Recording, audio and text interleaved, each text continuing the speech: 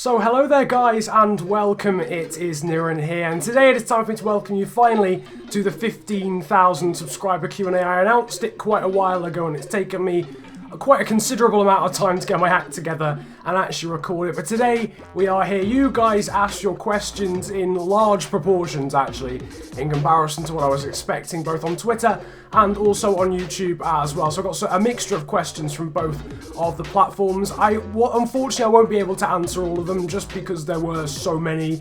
Also quite a lot of you asking a number of questions, which makes it even longer. I have managed to answer some of those as well, to be fair. But if you didn't get your question answered, then feel free to drop it in the comment section, or if you didn't get a chance to ask me a question at all, then drop that in the comment section as well. I will make sure that I answer it for you. If we could like slap 100 likes on this video, I never asked actually for likes targets, but if we could, you know, that'd be sound, I guess. But yeah, I guess we should start off with the questions, and hopefully you guys, you know, you've been nice to me. Why have you got someone's pubes and Pritt stick them to your... Fuck me, what's that on your chin? Really? Ryan Foley, are we... Alright, so first real question. How do you manage to find the time to run a successful geography-based YouTube channel and a FIFA channel? Well, I don't, but there's some more to this. Apparently there's more to this tweet, so if we have a look at the... I look nothing like that guy. Second question comes in from Adam Effer. Why did you start YouTube and how did you come up with your name? Oh god, the second part of this. How did I? Why did I is probably a better question. It doesn't come up when you search it on YouTube, but I mean anyway. When I was in year 10, I think, year 11 maybe, there was a guy who I know who's very tech savvy, and he was selling a game capture card. It was a very old, like Horpage HD PVR, like the box ones, the ones that are like 10 times as big as the Elgatos, and he was selling it. And my mate and me were like, you know what, we should buy this. He was selling it for 40 quid, which in hindsight is a ridiculously good price, because those old ones are still worth like £60 now, let alone back then. So it was a really good price. It was second hand obviously, but we got it off this guy and we were like, yeah, we're going to start a channel. So me and my mate, we were like, right, we're going to start a YouTube channel here. And then we make the first video and his computer dies. And then that was it. And it just never got fixed. So he just gave me permission to just sort of carry on my own. But then also just being inspired by other people. Not really in the F1 community. Back when I was sort of first starting, there wasn't an F1 community per se. There was Into the Barrier. TM at Marduk had about, like, probably about 2k subscribers back then. Arava maybe like 500. I subscribed to Arava in 2013 and he had 900 subscribers, so big up. I was there from day one. Yeah, and there wasn't much of an F1 community, but in terms of FIFA YouTubers, there was like KSI obviously. There wasn't the likes of Mini Minter or Toad Jizzle. There was like Zerka, KSI, Nepenthes, AA9 Skills. There were these two guys who did Arsenal Giants PS3. They don't exist anymore.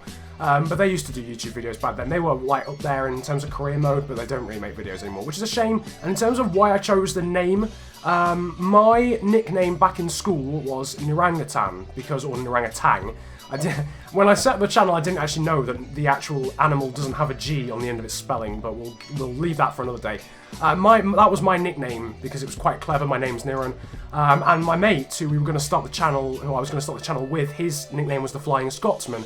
Merged them together, Flying Nirangutan. Next question comes in from Robbo Harry. My question for the Q&A: who has been your favourite signing over all of your career mode series on FIFA 16? Congrats again, mate. Thank you very much, Harry. I see all the love that you give me in comment sections and on Twitter and stuff, so I really appreciate that. In terms of best signing or favourite signing in Wigan career is by far Bartosz Kapuska. I mean, the kid is just flipping. It helps that he's so good in real life as well, like he's a hidden gem in real life as well, like just emerging on the scene, but he has been my favourite Wigan signing. In terms of Leicester career mode, my favourite signing is either Bruno Perez or Luka Zahovic from Slovenia, or potentially Max Yarnell, but I think Luka Zahovic gets the edge, just purely because we literally bought him for like 2.7 mil, and he scored like 25 goals since he joined. So Zahovic in Leicester career, probably, and then Kapuska also in Wigan career as well. Next question then is from Aeterno UK, one of my good mates on YouTube. Quick question for the Q&A. What feature would you most like to see in FIFA 17 and also in F1 2016? And also congrats on 15k as well.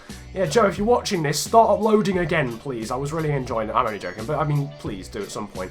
But nevertheless, I mean, it's quite difficult to tell because we've already got quite a lot of information about both games, so it's kind of hard to say something that hasn't been implemented already. I mean, in terms of F1 2016, I wanted there to be a more immersive career mode, and that's already been announced. So I don't know. I mean, driver changes, I guess, or a junior formula. Neither of those are going to happen on the new F1 game, so I suppose I could ask for that. FIFA 17, it's a similar story, really. We've already had that big announcement of the Alex Hunter The Journey career type thing going on. I think what I would like to see is like a bigger expansion on the youth academy and scouting in career mode, really, because you sort of get youth academy players. They're in your youth academy, but you don't really see them forever. I would love to be able to watch them play and also scout certain players and also go and watch them play as well. Like, as AI, I wouldn't obviously be controlling them, but sort of get a feel of how they play, not just their statistics and all that sort of stuff, because obviously some players can be good on the game, but then not actually good when you play with them. So I'd like to see something like that. That'd be pretty cool. It's not something that gets talked about very often. So the next question comes in from Tom Baxendale, rocking the IVI tag. What's the cheekiest Nando's you've ever had? The cheekiest Nando's I've ever had was with another YouTuber called Mr. Ryan L83. That was I mean, all Nando's, I mean, they're up there on the cheeky scale, but I mean, this was extraordinary. Daryl Grouse asks, you look like a younger Black Panther. That isn't really a question, but I mean, it's true, in fairness.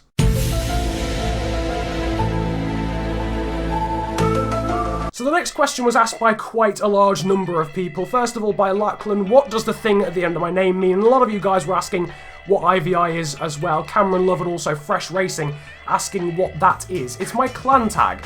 Like you see with SDMN, like for anyone who's like a fangirl or a fanboy of the Sidemen on Twitter, and you see that in like square brackets. It's the same with mine. Now, I'm guessing what they're asking is what it means, why I chose IVI. Now, IV, which is the first half, or the first 2/3 of it, in Roman numerals is 4, and then the extra I in Roman numerals is 1, so that's 4, and then 1. If you split that into a date in American terms, 4, that represents the 4th month, which is April, 1, which is the I at the end of the IVI, that represents the 1st, and that's the date I first uploaded a video on YouTube. That was the 1st of April. So what IV represents the April, and then the extra I on the end represents the 1st of April, and that was the date I first uploaded on YouTube. So I thought a lot about this. Maybe I could put it on some merch or something. Harvey Brown then asks, if you were Roy the Owl Hodgson, what England starting 11 would you pick? I mean, slightly derogatory, but I mean also true. And that was also asked as well by, basically by Frizzy Cam Capel, who said, what is your opinion on the England selection?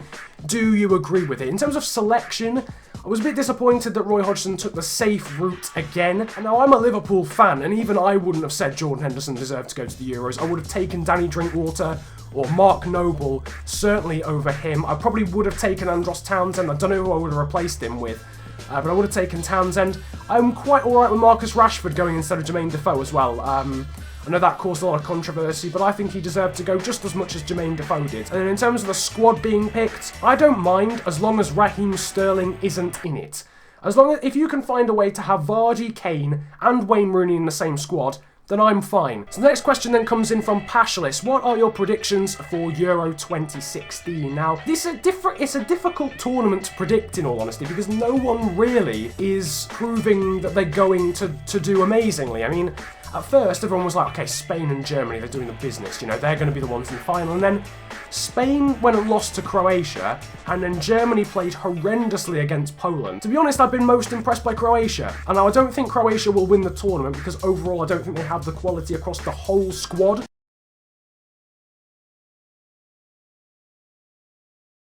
Code Blue asks, one thing you would like for FIFA 17 career mode. Again, I just sort of answered that a moment ago.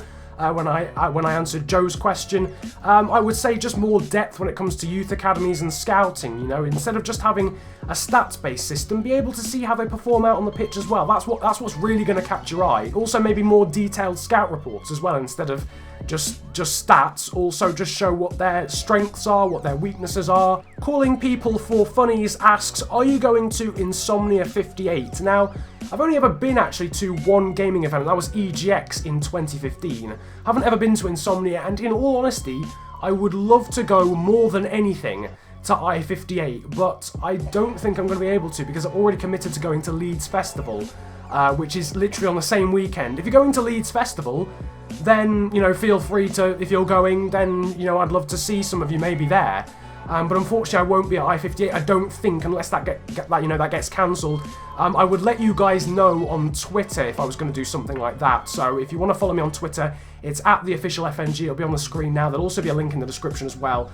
And I'll update you guys when it comes to gaming events soon. But if there's an Insomnia again towards the end of the year, so if I-59 is like in the winter, I'll try and go to that. So Real Heel HD asked, have you ever considered facecam vids? And that was also asked as well by Chris Rose, and Real Hail HD also asks, who do you think will win the Euros? Love from Syria. First of all, it's actually mad that someone in Syria watches my videos. That's an absolute madness. Thank you very much, mate. I really appreciate the love and support, so thank you ever so much for that. That's very surreal, actually, thinking about it logically. But in terms of considering facecam vids, I mean, I'm doing one right now, but I will try and do more of those in the future. If you mean videos where I'm sort of in the top, I mean, well, no, probably in that corner, actually, then I'll probably try and do some of those in future as well. I'm hoping to do some Ultimate Team sort of pack openings next year on FIFA as well, so I would do facecam vids for those. Gus Threlfall asks, what is your favourite other gaming YouTuber? When it comes to just generally, I would have to say Mini Minter and Toke Jizzle out the Sidemen. I just like their videos. I like the way they bounce off all the other Sidemen as well. I think they make the funniest videos that I watch. But also, okay, a guy called SV2. Now, some of you may not know him. He's actually an Ultimate Team YouTuber, and he only has like 45k. I mean, I say only, he has like 3 times the subscribers of me, literally. But honestly, if you've never heard of him, go and check out his channel now. The editing on those videos is the best editing I've ever seen, ever. So go and check him out, like, tell him that I like his videos as well if you want, but I mean, he is insane. And in terms of the F1 community, the likes of Stop Matt, 1998, all the obscure lads, obviously their content, obviously our content or their content as well on their channels is great. And also, I guess Cal, Tom, Arav, Matty G's just ridiculously funny, and Into the Barrier, obviously. I mean, how did I even slightly forget about him? Pierre Adam Cordal asks, predict the top 8 next season. Now, this is an even more difficult question than predicting the Euros, because, I mean, you've obviously got Leicester, who've won the league. You expect them to be in the top 8. Liverpool, Jurgen Klopp, he's going to start building his own team. You expect them to be there. But now, Pep Guardiola with City, Jose Mourinho with Manchester United. You've obviously got the resurgence of Chelsea, hopefully, in their opinion, of Conte, with Conte. Arsenal are always there or thereabouts with Arsene Wenger.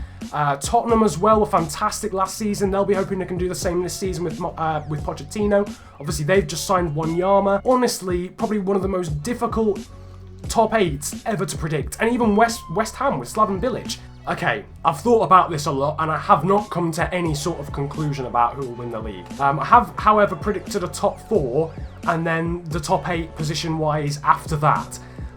So I reckon the top 4, City, Manchester United, Leicester, and Liverpool. Oh my god, I can already feel the hate in the comments. Ugh. Tottenham 5th, they will finally beat Arsenal.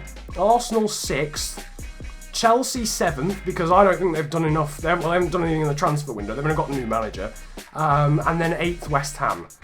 But Jesus Christ, shout out Pierre Adam, that's a flipping disgustingly good question to ask. So the next question comes in from my good friend B-Monus, Real Talk, Charmander, Squirtle, or Bulbasaur, and why? I'm not going to lie to you, I've never watched Pokemon or played any of the games. I don't even know what that is. I don't know what any of those things are. Actually, no, I know what Squirtle is. He likes squirt stuff, doesn't he? I'm sure. Something along the lines. Otherwise, why would you be called that? Next question is from Dylan or Scarbs FIFA. He asks, what would you do if you woke up and F1 never existed?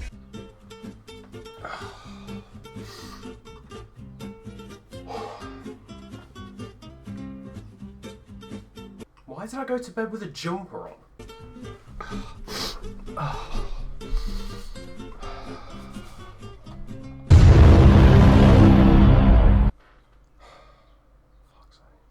I'm actually going to need new material, aren't I?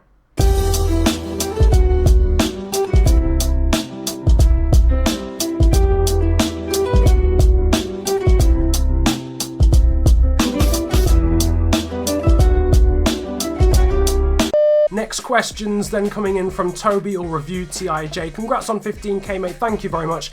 Can Liverpool compete for the title next year with no continental commitments? Who's the best player in the world at the moment? And will Sauber survive all season in Formula 1? The first question, I think whenever we do well, we, like as in Liverpool, we do well because we're not in Europe when it comes to in the league. And when we came second, and we should have won the league, I mean, we bottled the league, we weren't in Europe.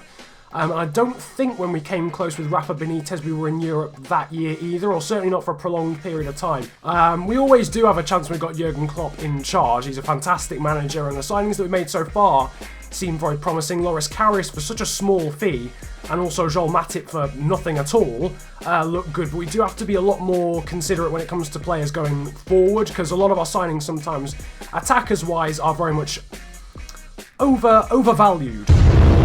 Best player in the world at the moment has got to be Lionel Messi. I mean, to be honest with you, I think the closest person to him at the moment is Luis Suarez, not Cristiano Ronaldo. And it's very close, I would say, between Messi and Suarez, but I would still give it Messi. Suarez has been incredible. Then Cristiano Ronaldo, an honourable mention for Sergio Aguero as well. I think he's well up there in the top 5. And then when it comes to will Sauber survive this season in Formula 1, I suppose if Mana can survive 2014 and come out of just the ashes and make it as far as they have, then maybe Sauber can do the same. It's hard to tell. Jezreel Awali asks, what is your favourite FIFA game and the favourite player to use on FIFA? My favourite FIFA game, I'll probably give it either FIFA 15, which was a very good game because of the AI, although the career mode wasn't great. If they'd have made FIFA 16 with the career mode that it has and the AI that FIFA 15 have, it would have that would have been my answer, FIFA 16. But FIFA 16 is just so boring to play. FIFA 15, FIFA 07. Or FIFA 12. That does sound like quite a random order, but FIFA 07 was the first FIFA that I played on a very regular basis. I had FIFA 05 and FIFA 06, but I didn't play them very often. FIFA 07 I played a lot, like a lot. That was one of my favourite games to play at the time, back on PS2. And then FIFA 12, I actually managed to complete a career mode on that, would you believe, all 15 seasons, and FIFA 10 was pretty good as well. FIFA 15 was only good because of the AI. Apart from that, it was like sort of alright. Favourite player to use on FIFA this year, I'm guessing is what you mean. Bruno Perez, to be honest, in Leicester career. I mean, his long shots for a defender are just amazing. I haven't used many other players apart from the ones that I use in career mode because I don't play Ultimate Team very often. But Bruno Perez, definitely the most fun player to use. Henry Bounds asks, who's going to surprise at the Euros? I think Iceland. That's a very good shout. That's also asked in sort of similar terms by TOTV. Who do you think will be the dark horses? Iceland is a very good shout, although I hope they won't go far now, given that England have been drawn against them, although you're actually probably watching this after we've played Iceland, potentially. Or maybe the day that we're playing Iceland at the very latest, but as I'm recording, we haven't played them yet. Hopefully we haven't lost to them if that is the case. I would say Wales, but they have Gareth Bale, so something was sort of expected of them before the tournament, really. In terms of the teams of which absolutely nothing was expected of them, certainly Hungary, and as thus far, definitely Iceland. Whoever, the guy that said that, that's a very good shout, because he said that before the tournament had even started. EC11 Football says, will you ever do live commentary? Yes, is the answer to that. I'm already planning a series on FIFA 17 that will involve live com. I'll be doing a Road to Glory on FIFA 17, not as soon as the game comes out, but I am planning a Road to Glory of which you've not really seen the likes of before, in some essence, and that will have live com. So yes, I am planning to do live commentary videos, and also, as I said earlier, potentially Ultimate Team pack openings as well. Those will have live com as well. Ryan L83 asks, what was it like to meet Ryan L83 in the club? It was good. I was drunk at the time, but it was top notch. It busting some moves. I was like flipping. I was going. Adam Smith asks a few questions. Who do you think will finish top 4 next season? Who will win the Euros and who will be top scorer / best player? Who will go down and who will come up next season? And can you do a video on the best international teams to manage? First of all, who do you think will win? Who do you think will finish in the top 4 next season? I've already given a haphazard answer for this. Manchester United, Manchester City, Liverpool, and Leicester. Oh, that's. In terms of winning the Euros, I've answered this a few times, but obviously I'll say it again. Based on grinding out results, I would say Germany, but again, based on performance so far, I would say Croatia. Top scorer, that is a very difficult one because none of the big strikers have performed this tournament really at all, apart from Ronaldo, who obviously got that brace against Hungary, but the likes of Ibra, the likes of Lewandowski, and, you know, they haven't really performed. In terms of top scorer, it could actually be Gareth Bale. He's joint top scorer now for Wales, but I mean, I'm expecting Wales to get to the quarterfinals, and given that they're the half of the draw they're on, they could easily get to the semis. And if he scores in both the quarterfinals and in the round of 16 and the quarterfinals, if they get to the quarterfinals, he could easily get top scorer just because none of the other strikers or forwards, the big name forwards, are really performing. I mean, in terms of best player, I'm sticking with Dimitri Payet. He's already been the player of the tournament so far. Now, in terms of teams going down, I'm gonna have to say Burnley, also Hull, unless they do something in the transfer window, because their team is the same as it was when they went down a few seasons ago, and so judging by that, they're going to go down again. And Sunderland. In terms of coming up, a lot of you guys are probably expecting me to say the likes of Aston Villa. I'm not going to say that. I'm going to say Newcastle. I think they'll win the league quite convincingly. Apart from that, maybe the likes of Brighton. I would say Derby, but they've been in this position so many times and wasted the opportunity so many times. But Brighton, Derby will be in there, I'm sure. Sheffield Wednesday, we're unlucky not to get promoted this season, in all honesty. I think they'll be right up there as well. And also Wigan Athletic. I know they've only been promoted from League One last season, but they are a very strong team. They shouldn't have been relegated to League One in the first place. I think they've got a very good shout getting promoted, as long as they keep hold of the likes of Will Grigg, who is on fire. Debatable as to whether defences will be terrified. Sparring DK says, congrats on 15k, bro. Thank you very much. If you don't know who Sparring DK is as well, give him a cheeky subscribe. Plans to travel to Australia soon. In all honesty, I'm just gonna put it out there, no, because I mean, I've just not thought about going to Australia, but in the future, it does seem like a very cool country. Large spiders, which I would be moderately afraid about, but yeah, you know what, if I had a reason to, then absolutely. At the moment, I don't particularly, but if there's any sort of YouTuber meetup or something, or, family holiday, then absolutely, I'd love to go to Australia. Hull City fan, or my good friend Alex789, I don't know why I put the Alex in between, but anyway, he says, congrats, Niran. As I said on Twitter, this is only the start for you. Thank you very much, my friend. What is your personal favourite video you've uploaded, and have you ever been / are planning on going to an F1 race? Personal favourite video that I've ever uploaded. It's got to be a montage of some kind, or the Season 1 finale for Leicester City Career Mode. Just because of the way that went down. I mean, if you haven't seen that video, then go and check it out. But the actual game itself, not just the editing and stuff, I really enjoyed making that video, but oh man, it was an incredible one of, definitely one of my favourite videos. Also some of the montages that I've uploaded on here, especially F1 montages as well. Over on the FNG Racing channel, all the sprint mode videos as well. I really enjoy making those, but mainly montages and also career mode finale episodes with Leicester or West Ham. I've enjoyed all of those. So first part of the second question, no, I haven't been to an F1 race. I have been to motorsport races before, British touring cars, etc., but not an F1 race, and I am planning, hopefully, to go to Silverstone next season. That would be really good. That's what I'm planning, not this year. So the next question is, if you could be one person for a day, who would you be? Either Daniel Ricciardo, preferably on a Sunday and a race day, or Tim Peake, preferably when he's in space. Like, imagine A, being like the best F1 driver in the world, in my opinion, or being in space. Like, oh my days, that would be mental. So yeah, I'd definitely choose one of those two if I was to be anyone else for a day. Robson Gaming, or Lewis Robson, another good friend of mine in terms of YouTube as well.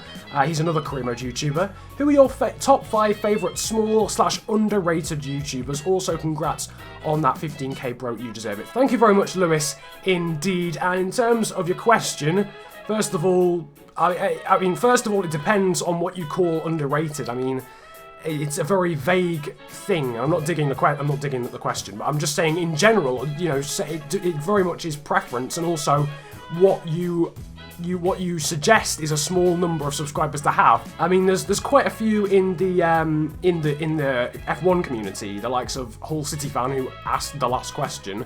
You know, and also PS Loot and Rules as well, in terms of the F1 community. But because this has been asked by a FIFA YouTuber, I'm gonna give my top 5 in terms of FIFA.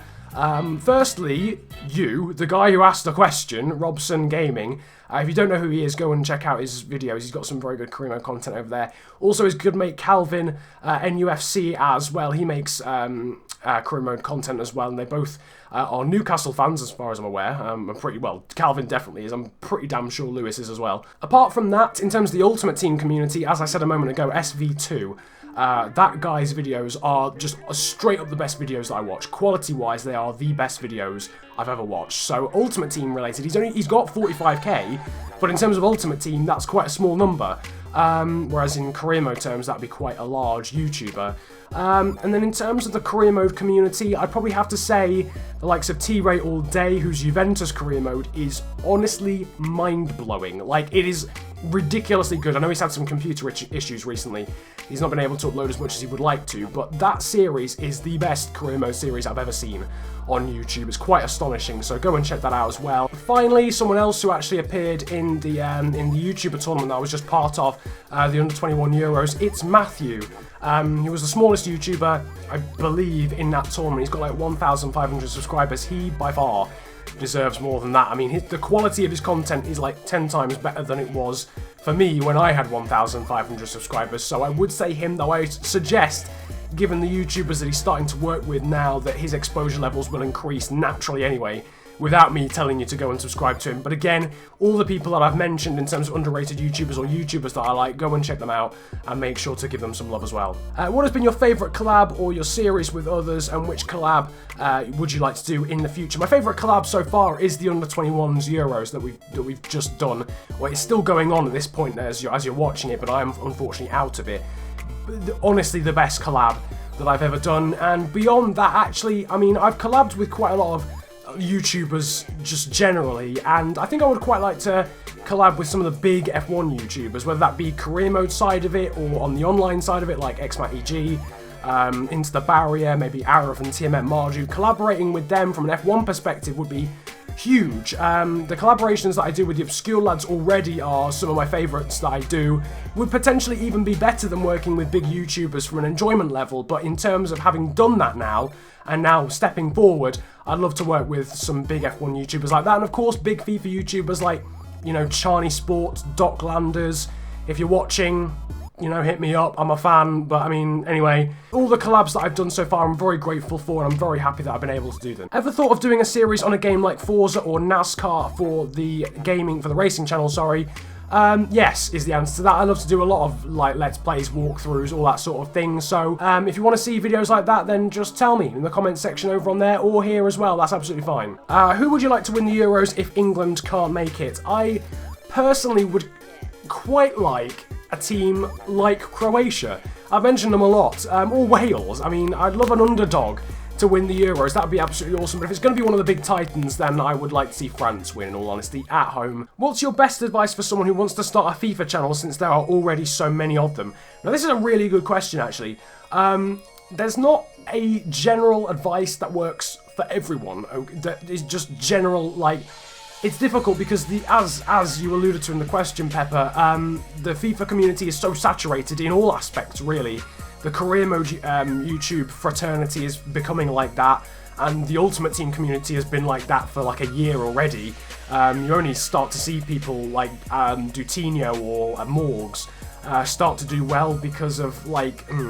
because they work with bigger YouTubers, perhaps. That I don't mean that in a bad way, but it's true. You know, you need exposure in that community now.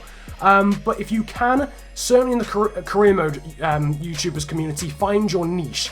They're definitely, and just find a way to be unique. And it's very easy to, actually. You would be quite surprised. In the career mode community, it's quite easy to be unique at this point in time. If you want to start now, it's quite easy to be quite unique. Just do that. find some friends, collaborating with, and I don't mean in a harsh way, you might find some mates, mate. Just work with other people, make sure that you become friends with other YouTubers in a similar situation to you, or slightly above you, slightly below. It doesn't matter, just make some friends on YouTube, and, you know, later down the line you'll maybe collab with them, sort of bounce off each other, make videos. Just generally get some advice from them as well on how to improve your own videos, and just bounce good ideas off each other. And apart from that, just do YouTube for the right reasons. Don't set out thinking you're going to be mega, you're going to earn a crap ton of money. Do it because you enjoy it as a hobby firstly, and if you're so lucky, then as a job afterwards. Finally, the last question, will these questions ever stop? Yes, they will, because that is the last question of the Q&A. If you have enjoyed this, I have really enjoyed doing this Q&A, then feel free to hit the likes button. Subscribe if you're new around here as well. I love doing Q&As. If there were any questions that I didn't answer, then drop them in the comments section as well. If you want me to do more of these types of videos where I just sort of sit down and chat to you then, and, you know, answer questions and stuff, then drop that in the comment section as well. I don't have to do them for milestones or whatever. I can just do them every now and again anyway, so that'd be absolutely fine. I don't mind doing that, so yeah, that's absolutely cool. But again, thank you guys so much for 15,000 subscribers. It's a massive achievement from my personal perspective, and I'm so glad that you. I'm just so happy. I love you guys, honestly, like more than anything. You guys are just the support that you give me from back in the day. Now, you know, even if you just joined the crew, whatever, it doesn't matter. I'm just happy that you're here. So thank you guys ever so much again. It's been a pleasure ranting at you guys today. Have a good day. Enjoy yourselves, and goodbye. I did the thing too early. That was